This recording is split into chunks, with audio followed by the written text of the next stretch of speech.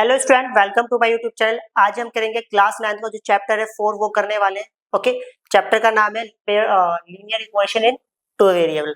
सबसे पहले इसमें हम कवर करेंगे इसका बेसिक में आज का जो सबसे पहला टॉपिक है वो है हमारे पास, देखो यहाँ पर हम तीन प्रॉब्लम्स लिखेंगे।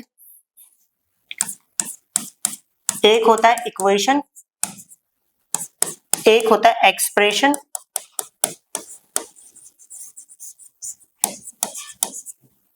और एक तीसरा जो प्रॉब्लम होती है that is called inequality.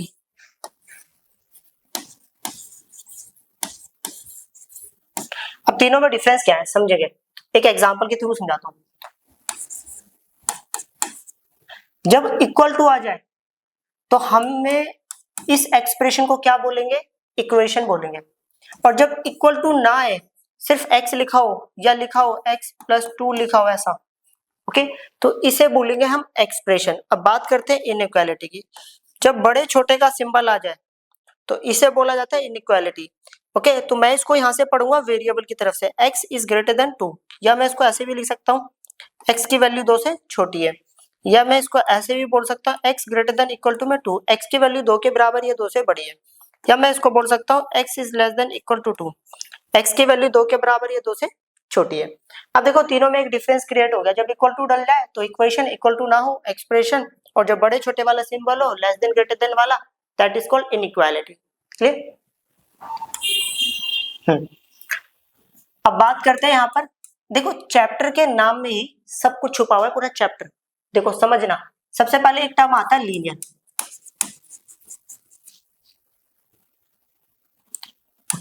Linear मतलब होता है वेरिएबल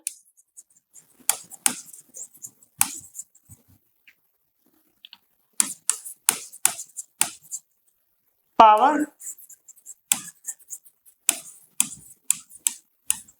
1। देखो लीनियर की बात करें तो जो वेरिएबल की पावर होनी चाहिए वो कितनी होनी चाहिए, 1 होनी चाहिए। एग्जांपल की बात कर लेते हैं, जैसे x, यहाँ पर कुछ नहीं है तो कितना हो गया x, यहाँ पर x और y दोनों की पावर कितनी है 1 1।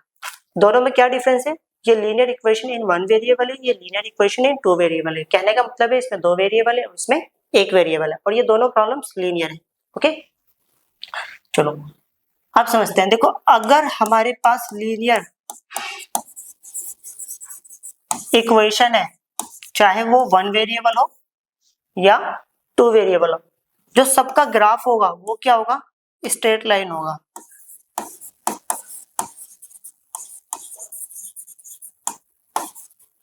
ओके, चाहे 1 वेरिएबल हो, लीनियर इक्वेशन 1 वेरिएबल हो, मतलब इसका भी ग्राफ स्ट्रेट लाइन होगा, इसका भी क्या होगा, स्ट्रेट लाइन होगा। क्लियर?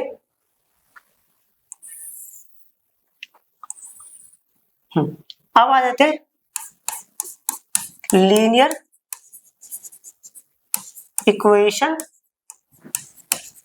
इन 2 वेरिएबल जनरल फॉर्म। सिंपल शब्दों में बोले तो जितनी भी लीनियर इक्वेशन इन 2 वेरिएबल है ना, उसको इस फॉर्म में लिखेंगे, जो कि अभी मैं लिखने वाला हूं। वो ये होती है a x plus b y plus c equal to 0, where a b c are real number and a not equal to 0, b is also not equal to 0। देखो समझना, एक एक वर्ड को अच्छे से क्लियर करते हैं। कहने का मतलब है जितनी भी लीनियर इक्वेशन 2 वेरिएबल होगी उसको हम इस फॉर्म में लिखेंगे। फिर भी आपको क्लियर करते हैं, लीनियर मतलब होता है वेरिएबल की हाईएस्ट पावर 1। देखो यहाँ पर जो वेरिएबल है वो x और y है, इनकी हाईएस्ट पावर कितनी है 1 1। इक्वेशन बोले जब इक्वल टू आ जाता है तब इक्वेशन बनती है। इन 2 वेरिएबल, 2 वेरिएबल होने चाहिए थे, इसमें x और y है, और ये इसकी क्या है, जनरल फॉर्म। सिंपल शब्द में जितनी भी लीनियर इक्वेशन इन 2 वेरिएबल होगा की इक्वेशंस होगी वो सारी इसी फॉर्म में लिखी जाएगी। यहाँ पर मैंने कुछ और भी लिखा था, where a b c are real number, मतलब ए बी सी, यहाँ पर कोई भी रियल नंबर आ सकता है। कोई भी रियल नंबर मतलब रूट वाला नंबर, फ्रैक्शन वाला, डेसिमल वाला, ए बी सी की जगह पर। Clear? Okay, and a not equal to 0, b not equal to 0। यहाँ पर ए की वैल्यू भी 0 नहीं हो सकती और बी की वैल्यू भी 0 नहीं हो सकती। क्लियर? अगर लेट सपोज अगर मैं a की वैल्यू 0 ले लेता हूँ या b में b की वैल्यू 0 लेता हूँ तो होगा क्या, चेक करते हैं। मान लेता हूँ अगर मैं 1 मिनट के लिए a की वैल्यू 0 ले लेता हूँ, 0 को यहां रखूंगा,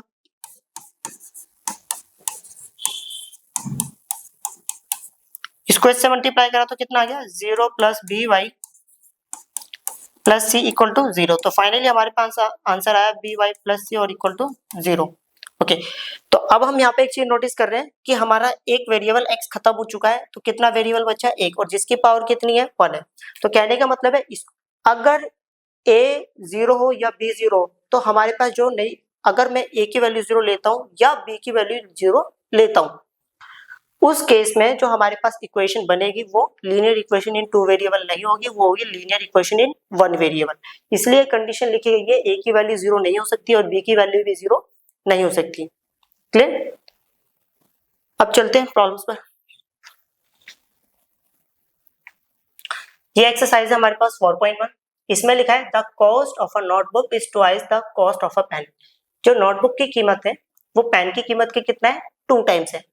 ओके, देखो ट्वाइस मतलब 2 टाइम्स, मोर मतलब सॉरी ट्वाइस मतलब मल्टीप्लाई, मोर मतलब प्लस, लेस मतलब माइनस, ओके, डिवाइड तो पता ही है।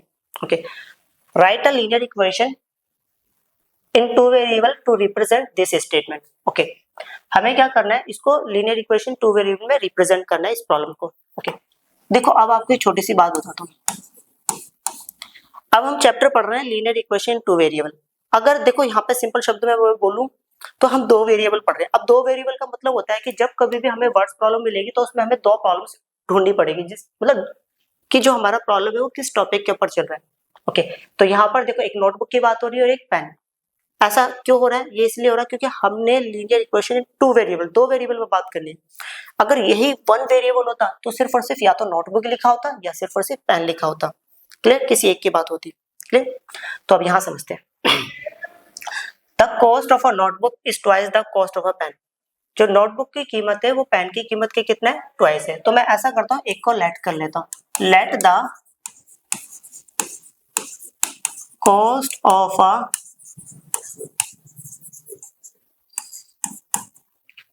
notebook be rupees x. Let the cost of a pen be rupees y. मान लेते हैं जो नोटबुक है उसकी कीमत कितनी है, x रुपीस है, और जो पेन की कीमत है वो कितनी है, y रुपीस है। अगर जिस बच्चे को इक्वेशन भी नहीं बनानी आती ना, कोई दिक्कत नहीं है। देखो इक्वेशन बनाना भी सीखेंगे, कैसे बनाते हैं। जैसे जैसे पढ़ोगे वैसे वैसे लिखते चलो, बस खत्म इक्वेशन। देखना, the cost of a notebook, notebook की बात पहले हो रही है और पेन की बात बाद में, तो सीधी बात है, मैंने बताया था जैसे जैसे पढ़ेंगे वैसे वैसे लिखते चलेंगे। नोटबुक कितना है, नोटबुक की बात हुई थी, नोटबुक की जो कीमत थी वो x रुपीस थी। जो नोटबुक का कॉस्ट है वो पेन के कॉस्ट है कितना है, 2 टाइम्स। ओके, नोटबुक का कॉस्ट पेन के कॉस्ट है कितना है, 2 टाइम्स। क्लियर? देखो नोटबुक की बात पहले हुई थी और पेन की बात बाद में हुई है, तो मैंने इसको बाद में लिखा है। क्लियर? अब करते हैं नेक्स्ट प्रॉब्लम। हाँ, क्वेश्चन में लिखा है express the following linear equation in the form of ax plus by plus c equal to 0 and indicated the value of a b c in each case। सबसे पहले हमें क्या करना है, इसको a b c वाली फॉर्म में लिखना है, फिर उसके बाद a b c की वैल्यू फाइंड आउट करनी है। तो कैसे करेंगे समझना। तो ये लिखा है 2x plus 3y, इधर पॉजिटिव है, इधर आके कितना हो गया 9.35 एंड देन इसके ऊपर बार इक्वल टू 0। मैं इसको लिख सकता हूँ 2x plus 3y और ये प्लस माइनस 9.35 एंड देन इसके ऊपर बार और इक्वल टू कितना हो गया 0। ax plus by plus c और इक्वल टू कितना हो गया 0। अगर मैं यहाँ से इसको कंपेयर करूँ तो a की वैल्यू कितनी होगी 2, b की वैल्यू होगी हमारे पास 3 और value of c is equal to minus 9.35 and 5 के ऊपर bar. Clear? Second problem. Okay, देखो मैं इसको लिख सकता हूँ x प्लस माइनस 1/5 इंटू में y प्लस माइनस 10। सीधी सी बात है, अगर माइनस दिख जाए उसको ब्रैकेट में ले लो। क्लियर? अब देखो छोटी सी बात सुना, अगर मैं इनको मल्टीप्लाई करता हूँ तो यही आंसर आएगा, -1 को y से करेंगे ये आएगा, इसके नीचे कुछ नहीं है तो कितना होगा, 1 को 5 से करेंगे 5 आएगा। क्लियर? ओके, अब कंपेयर करते हैं इसको, ax plus by plus c और इक्वल टू में 0। यहाँ पर अगर x के मल्टीप्लाई में कुछ नहीं है तो कितना होगा, 1। जब किसी भी नंबर के मल्टीप्लाई में कुछ नहीं होता 1 तो होता ही है। ओके, तो यहाँ से a की वैल्यू कितनी आ गई, 1, और b की वैल्यू कितनी आ गई, -1/5। The value of c is equal to -10।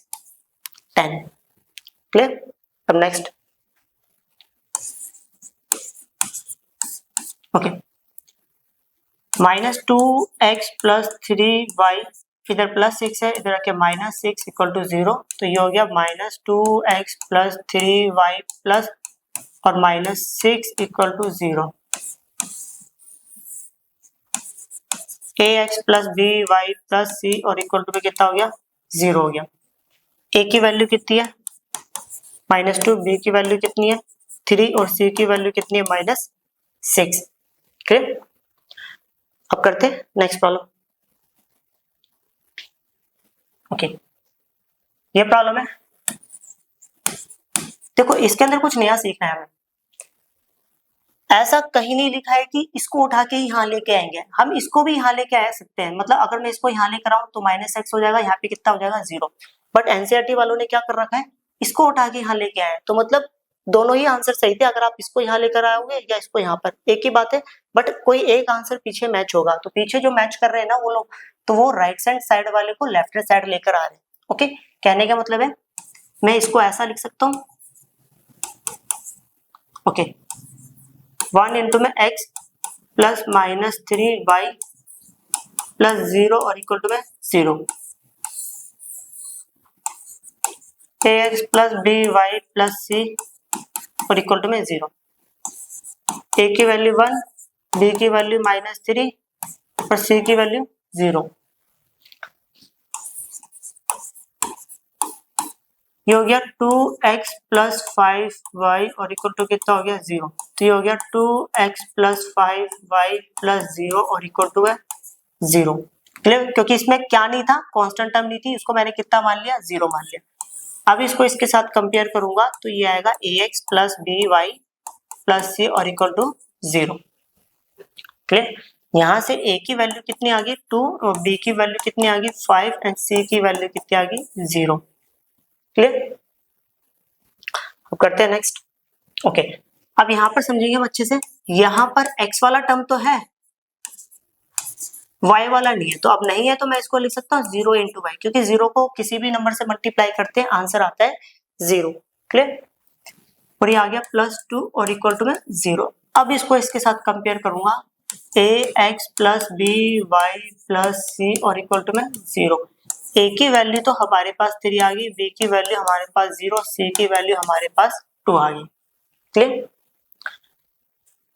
अब करते हैं नेक्स्ट प्रॉब्लम। ओके, देखो अब इसमें x नहीं है तो मैं लिख सकता हूँ 0 into x plus y plus -2 और इक्वल टू में ax plus by plus c और इक्वल टू 0। a की वैल्यू 0, b की वैल्यू, इसके आगे कुछ नहीं है तो कितना मानेंगे, 1। ओके, तो मैंने 1 लिख दिया, and then the value of c equal to -2। Okay, एक स्टेप और लिख देता हूँ,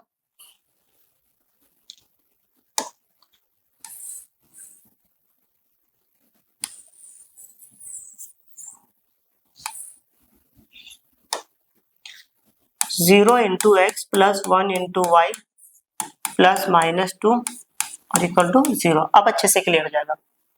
क्लियर? अब आ जाते हैं इस पर, प्लस तरह का कितना हो गया, -2x प्लस 5 और इक्वल टू 0। अब देखो इसके अंदर y वाला टर्म नहीं है तो मैं इसको ऐसे ले सकता हूँ 0 इंटू वाई प्लस 5 और इक्वल टू 0। अगर अब कंपेयर करें ax plus by plus c और इक्वल टू 0, तो यहाँ पर a की वैल्यू -2 आ गई, b की वैल्यू आ गई 0 और c की वैल्यू आ गई 5। क्लियर? अब करते हैं नेक्स्ट प्रॉब्लम।